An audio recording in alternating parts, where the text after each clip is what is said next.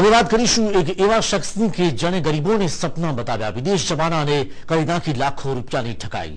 જોકે અંતે આ શખ્સ પોલીસના સકંજામાં આવી ગયો। ત્યારે જોઈએ કે કઈ રીતે આ શખ્સે ગરીબોના સપના સાથે રમત રમી અને કઈ રીતે તે આવી ગયો પોલીસના સકંજામાં।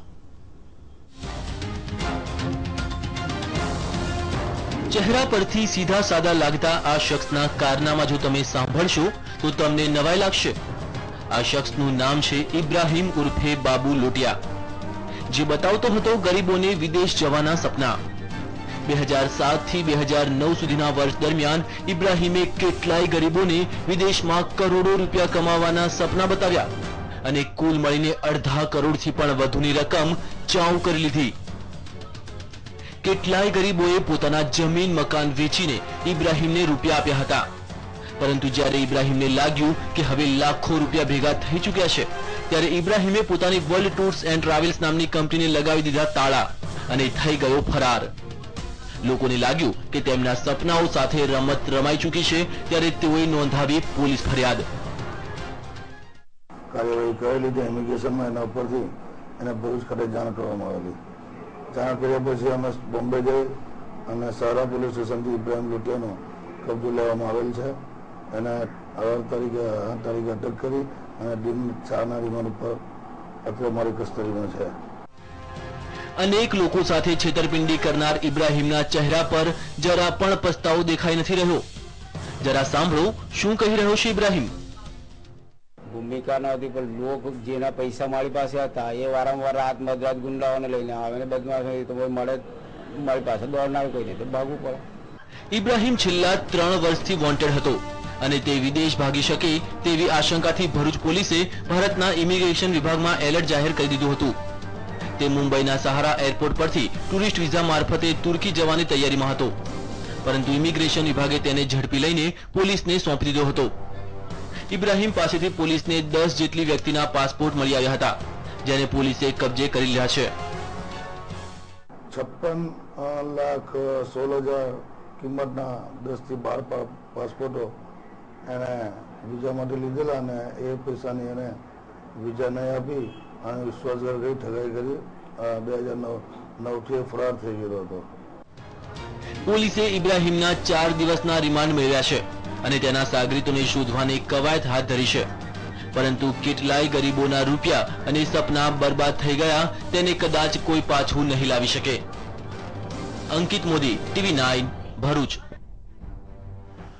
જો કે બંને કેસની અંદર કે જે વિઝા કન્સલ્ટન્ટ પાસે તેઓ ગયા હતા અને કંપનીએ તેમને વાયદો પણ કર્યો હતો કે તેમને નોકરી મળશે, ઊંચા સપના બતાવ્યા હતા અને આખરે આ બંને જગ્યાએ જો કે ગરીબોની સામે જે વજઘરાટ જે આવ્યો છે। વાત કરીશું, આપણી સાથે જોડાયા છે વિઝા કન્સલ્ટન્ટ એવા હરેશભાઈ નાયક। હરેશભાઈ, જે રીતે આ બંને કેસ આપે જે જોયા, આમાં જે કન્સલ્ટન્ટ જે હોય છે વિઝા કન્સલ્ટન્ટ, તેમનો મુખ્ય રોલ શું હોય? જ્યારે તેઓ કહેતા હોય છે કે ફલાણી જગ્યાએ તમને નોકરી મળશે, તમને ઊંચો પગાર મળશે, ત્યારબાદ તેમનો રૂલ શું રહેતો હોય છે? સમીરભાઈ, બેઝિકલી વાત એવી હોય છે કે દરેક કન્ટ્રીઝમાં જે રીતે મેનપાવરની રિક્વાયરમેન્ટ હોય છે એ પ્રમાણે જે તે કન્ટ્રીના પોતાના ઇમિગ્રેશનના નોર્મ્સ હોય છે અને એની સાચી ગાઈડલાઇન્સ ઓલરેડી દરેક કન્ટ્રીના જે બી નેટ હોય છે એની ઉપર ઓનલાઈન હોય છે જ હોય છે। પણ કોઈ પણ કેન્ડિડેટ છે એને સાચી સલાહ આપી અને એને રાઈટ ડિરેક્શનમાં એને મૂવ કરવો એ જે કન્સલ્ટન્ટનો સાચો રોલ હોય છે। તો કેવી રીતે નક્કી કરી શકે ગ્રાહકો કે આ જે વિઝા કન્સલ્ટન્ટ છે તે સાચી માહિતી આપી રહ્યો છે? કારણ કે આમાં સૌથી વધુ અંગ્રેજીનો અભાવ જોવા મળતો હોય છે અને ગરીબો આમાં સૌથી વધુ ફસાતા હોય છે।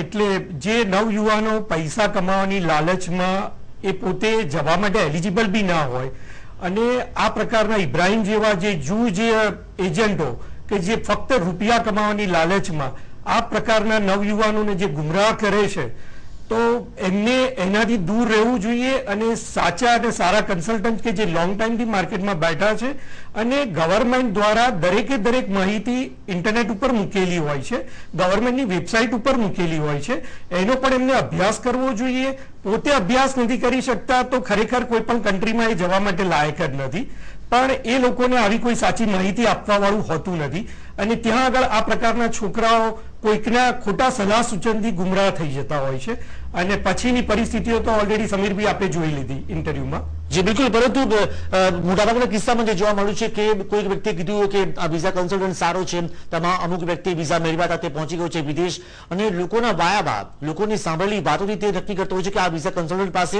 હું પહોંચું અને વિઝા મેળવું અને તાત્કાલિક ઝડપમાં ઝડપ હું પહોંચી જાઉં વિદેશ અને ત્યાં નોકરી મેળવી લઉં. તો આવા કિસ્સામાં કેવી રીતે નક્કી કરે કોઈ એક ગ્રાહક કે વ્યક્તિ કે આખરે આ વિઝા કન્સલ્ટન્ટ છે તે લોયલ છે, તે ખરેખર સાચી માહિતી આપશે? શું આ પ્રકારના કોઈ પણ વિઝા કન્સલ્ટન્સી શરૂ કરતું હોય છે તો કોઈ પ્રકારનું લાયસન્સ ગવર્મેન્ટનું લેવું પડતું હોય છે?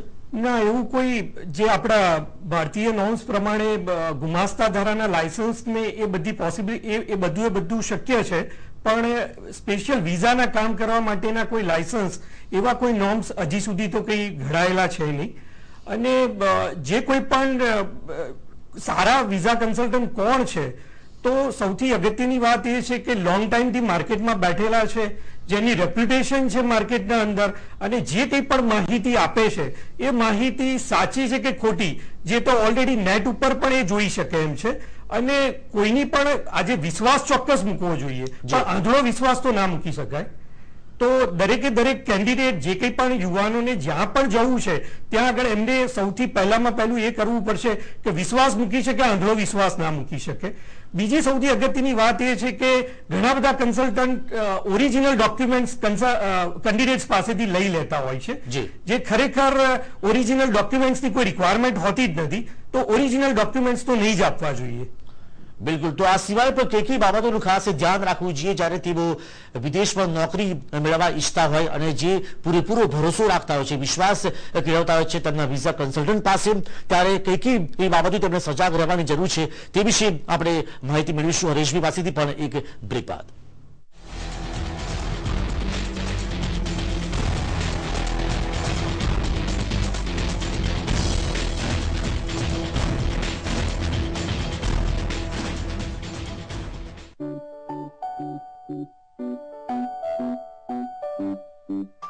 You fly, you try, take it stride, higher and higher, reaching for the sky, running, jumping, flying higher.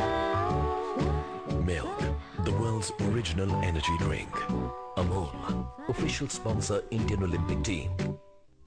गर्मी ने किया हाल बेहाल, चुनिए कैन स्टार कूलर. इसकी क्वाड्रा फ्लो टेक्नोलॉजी दे चारों तरफ से ठंडक. Can star, the largest selling coolers.